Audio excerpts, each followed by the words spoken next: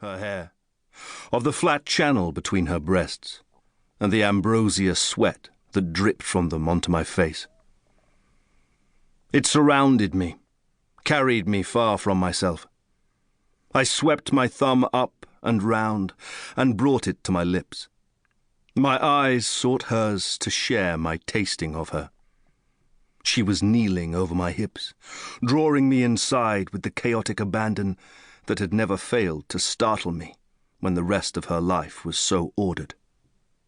She smiled and was fierce, a tigress. She was wild, a harpy. She was perfect. Athena or Artemis, or the bright god-woman of the moon, who spins her foam down to seduce poor men who cannot stand against her. I couldn't keep still any longer. However hard I tried, I couldn't keep my eyes open either, to see if she had met her climax as I met mine. Later, of course, I would find out. Later, I would attend to her need. Later, when I could bear to. My love. She leaned forward onto me. Her breasts were heavy on my chest. Her lips kissed away the sweat from the sides of my eyes. She was resting on her small, sharp elbows, and her hair fell on my face, tickling my cheeks. She swept it up and hooked it over her ear. Must you go? Lost in the undertow, it took me a moment to understand her question. I had to drag back memories of who and what and where. Slowly.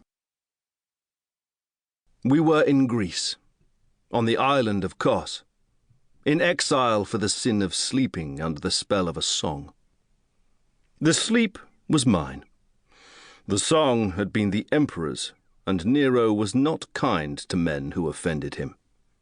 Only a year before, Corbulo had been forced to suicide for no greater crime than being a good general, loved by his legions. I was only alive because I had no money, and posed no threat, and had not, until that point, mortally offended the emperor. And so we had run away to Greece together, Cenis and I, and through the long winter we had awaited the messenger who would order me to fall on my sword and surrender my pitiful estate to the crown. But then Nero's messenger finally came, and his order was not the one we had so feared. Far from being required to fall on my sword, I, Vespasian, had been given command of the Judean legions, with a remit to subdue the insurgents who had taken Jerusalem and stolen the eagle of the 12th Legion. If I failed, of course I would have to die, and even if I succeeded, there was every chance that I might still face Corbulo's fate. But for now, I was safe. Duty said I must go, but more, I wanted to. War was my lifeblood, the hard matter of my bones, the joy of my aging days, and no amount of love could hold me back from it.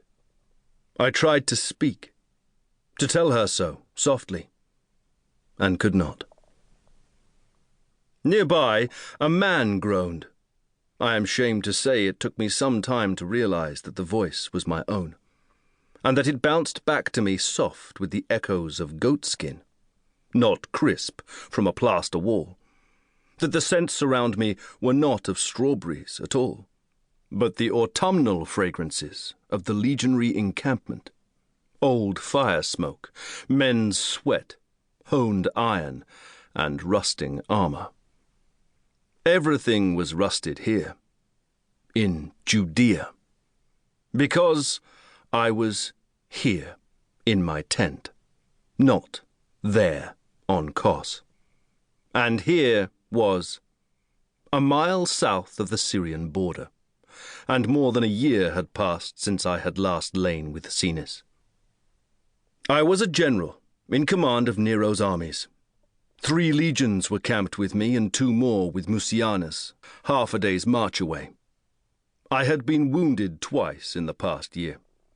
I had led the charge from the front more times than I chose to remember, and I had won back. To keep listening to this audiobook, I've left you a link in the description so you can do it at no cost thanks to Audible's 30-day free trial.